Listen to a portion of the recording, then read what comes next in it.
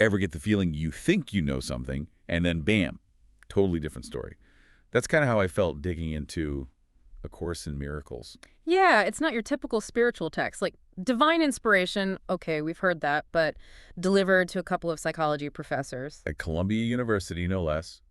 Helen Schucman and William Thetford, not exactly who you picture as mystics on a mountaintop, right? Right, they were academics, very much in the thick of it, New York City and all.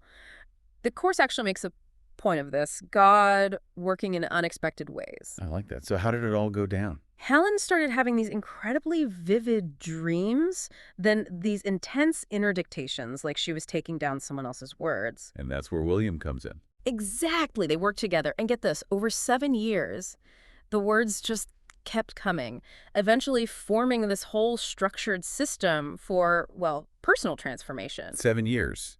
That's dedication. And you said structured. It's not just like random thoughts, right? Not at all. It's got a text, a workbook, even a manual for teachers. So It's meant to be studied like a college course, but for your soul, I guess you could say. intriguing. So not just reading, but really diving in and doing the work. Exactly. And here's the thing, the preface, it actually says to work with the teachings even if you're not 100% sold on them yet. I like that. Meet you where you're at kind of thing. Yeah, very much. And it acknowledges that there's no one-size-fits-all theology, but a universal experience. That's key. So it's about the individual's journey, not blind faith. Exactly. Okay, so we've got this unique text, wild origin story, and it's telling us, hey, get your hands dirty, even if you're skeptical.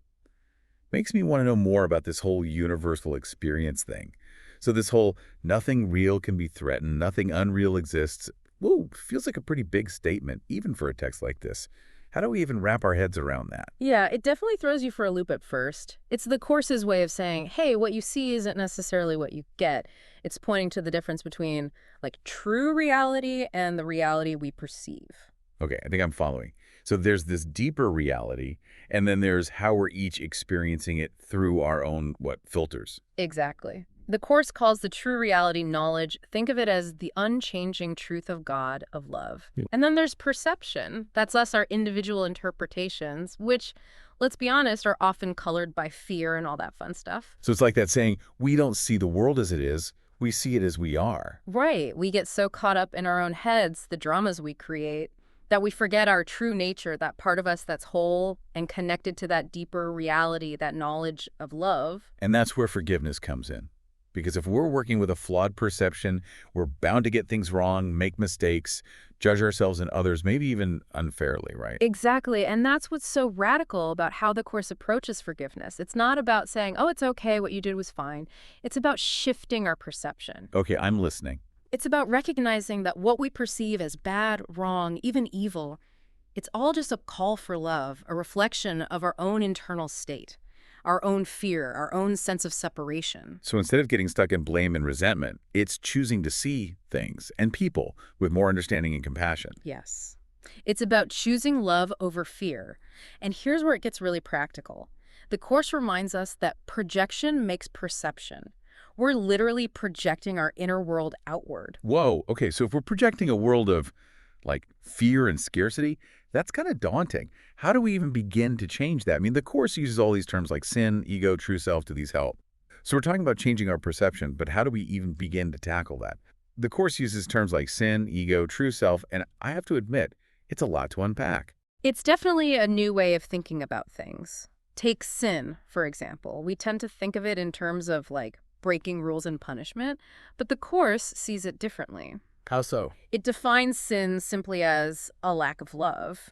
It's that disconnect from our true nature, from that deeper reality of love we were talking about earlier. So less about fire and brimstone, more about remembering we're connected to something bigger than ourselves. Exactly. And this is where the ego comes in. The Course often refers to it as the little I.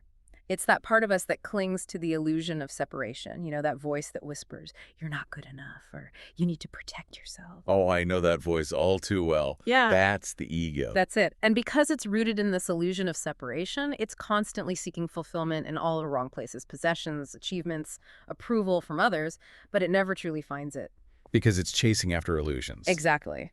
Which brings us to the true self, the antidote to all of that. That part of us that the Course says is already whole, complete, connected to that larger reality of love. So if that wholeness is already within us, how do we get back in touch with it? I mean, the Course talks a lot about relationships. How do they fit into all of this? Relationships become like a training ground, a place to practice what the Course teaches. Okay, yeah, I could see that. They offer us endless opportunities to practice forgiveness, to see our interconnectedness, to break down those ego-driven walls we build between ourselves and others. So instead of approaching relationships from a place of what am I getting out of this, Hmm. it's more about seeing them as opportunities for growth and healing. Exactly. They become these incredible mirrors, reflecting back our own patterns, showing us where we're still holding on to fear, judgment, all of that. And in those moments, when we can choose love, understanding, forgiveness, that's where the real magic happens. It's about remembering who we truly are. And that brings us to this idea of returning home, which comes up a lot in the Course. What does that actually mean? Returning home points to remembering our true nature as part of God, part of that internal, loving oneness.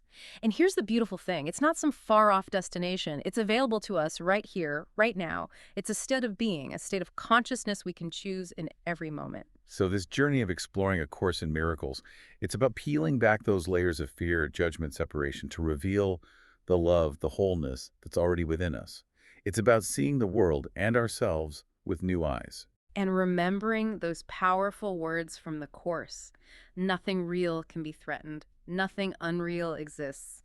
Within that statement, there's immense freedom. It's been an incredible deep dive. We've explored the Course's origins, its unique perspective on reality and perception, its radical approach to forgiveness, and the transformative power of remembering who we truly are. And remember, this is just the beginning. The real work starts when we take these concepts and apply them to our own lives, when we make that conscious choice to see through the lens of love. So as we wrap up our deep dive into A Course in Miracles, I'll leave you with this question. What kind of world are you choosing to project?